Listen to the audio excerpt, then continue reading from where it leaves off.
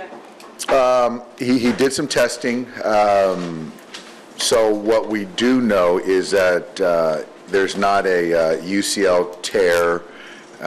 It's not going to require surgery. As of right now, that's our expectation. Still trying to hold out a glimmer of hope that he'll be able to join us later on in the postseason. So I don't know what that really means, but I do know that he's been known to heal quickly, and he's determined to try to come help us in any way he can. So I don't want to close the door completely on that. So I guess right now, looking at where we were on Sunday, it's probably the best case scenario than originally we saw. So is the injury to the UCL? It is not. It's kind of. It's not to the UCL. It's. I know obviously it's the elbow region, but I think specifically there was no UCL tear. So then now you're kind of introducing ligaments, tendons, muscles, and things like that. So right now it's really sore, range of motion not good, which is to be expected. So it's something that we feel with time and rehab, he'll be fine and back to normal. But what it means for, the next 4 weeks, that's the kind of the wait and see. Go ahead, Mark. How do you see first base kind of playing out? I haven't decided on who's going to start at first base tomorrow. Obviously, guys that we have actively, Beatty, Pujols, Cody's played some first base, obviously, more in years past. McKinney potentially could be on the roster who plays some first base. So we've got some options, but I'm going to think about it for another 24 hours. But, if a guy starts a game, he might not finish the game there, and trying to keep some optionality with the lineup, with the defense, and all that stuff. What's kind of the latest with Kershaw? Clayton, it's the great thing is that the scans show that there's no ligament damage. So that's something that is a sigh of relief for everyone. It's sort of, he's working out as per usual, and obviously we don't expect him back for this postseason, but I think that short, long-term, not to have any ligament damage was a huge sigh of relief for all of us. Previously said it's also maybe unlikely for the DS with Max Muncy on Sunday. Is that still the case? Who's that? With Max Muncy. As far- Unlikely for the DS? Oh, yeah. I think with Max, the potential DS, very unlikely. Then I think that from right now, I'll just wait and see and hold judgment going forward. And with Kershaw, this might seem like a dumb question based on what you said, but I just want to make sure. Tommy John surgery is not on the table? Not on the table, correct, which is great news. Go ahead, Mark. Dave, what does Gavin fit in your plan? And are you, the guys a couple weeks ago, last week maybe, are you willing to put him out in the outfield tomorrow night? I'm considering it. The last few weeks, Gavin's done a lot of good things as far as versatility, as far as, in specific, the offense. The truth of the matter is he hasn't played a whole lot of outfield. And I do think that the incident in left center field took some innings away as far as kind of giving him more chances out there. I'm certainly considering it. Whether it's a start, whether it's to fill in, it's a possibility. Having his bat available in a spot also makes sense to me. So, Gavin's in the mix to be in center field if I want to put Cody at first base. How's he feel health-wise? He's fine. He's young and quick healer. He feels good. And how about with Walker? Will he be on the roster tomorrow, or that potentially is a Walker will not be on the roster tomorrow. okay, theoretically? Dave, you have to deal with some injuries, but all season your players have stepped up. How confident and proud are you of the team that will take the field tomorrow? Very confident in the guys that we're going to be fielding tomorrow, and we have had to deal with some things, but I think that every team has, but specifically to our guys, I think that just kind of the mindset of winning one game at a time and not letting things outside of our control affect us, I think we've done a really good job of. And our only focus now is tomorrow. And for me, the front office putting together the roster, and for these guys, do whatever they can to prepare to win a ball game. And so, and I can trust that. Go ahead, Brian. Do you think Julio as a little bit an option for tomorrow, or who do you got for like length behind Scherzer? Julio's an option. Obviously, he threw on Saturday, but having him potentially being there, we're seriously considering that. But when you're talking about one game, there's really not the need for length, essentially, because you have so many arms at your disposal.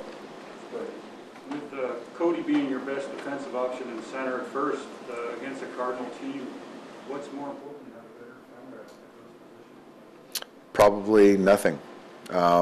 So certainly with Max pitching, a fly ball pitcher, outfield defense is a premium. So it certainly weighs into my decision, absolutely. Just wondering, with the wild card roster being only one game, does it create opportunities? I know you had like Terrence Gore in the past. Do you have like a speed guy, and if so, who are your options for that? We don't have that option.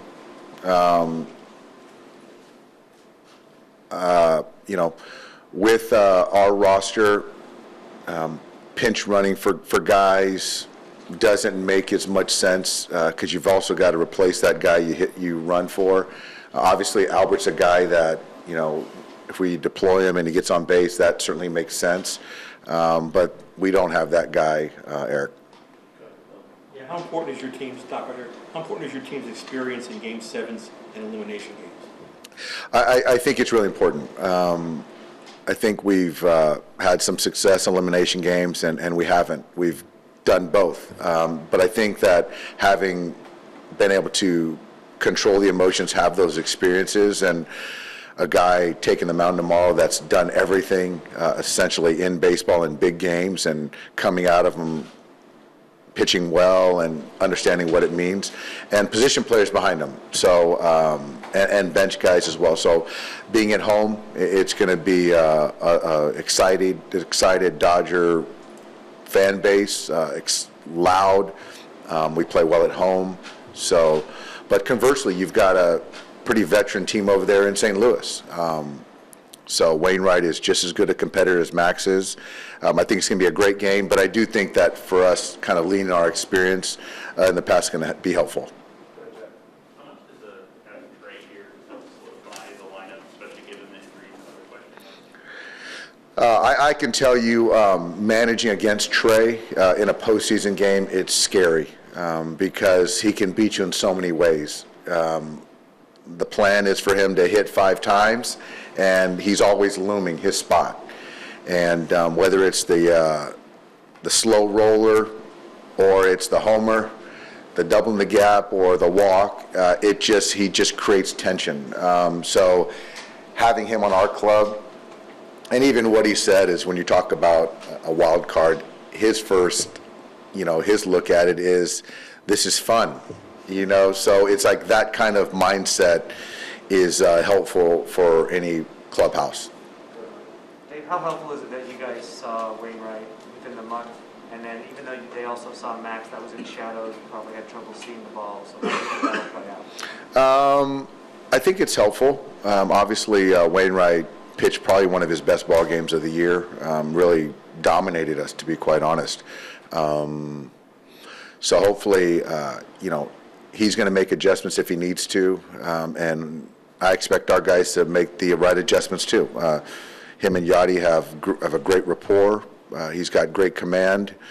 Waino doesn't give in. It's two-seamer, it's cutter, it's curveball, it's show in once in a while, especially to the righty once in a while, and it's missed the barrel, soft contact, swing and miss, when he needs it. So we got to be able to play that cat and mouse game. So we have all the information, and I know our guys will be ready.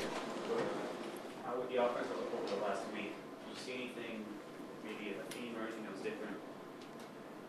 I think the last few weeks, I think we've done a much better job situationally. Getting guys over, getting them in without getting a hit, using the whole field. With Wainwright tomorrow, we're going to have to do that. Making outs to the pull side is not going to bode well for us.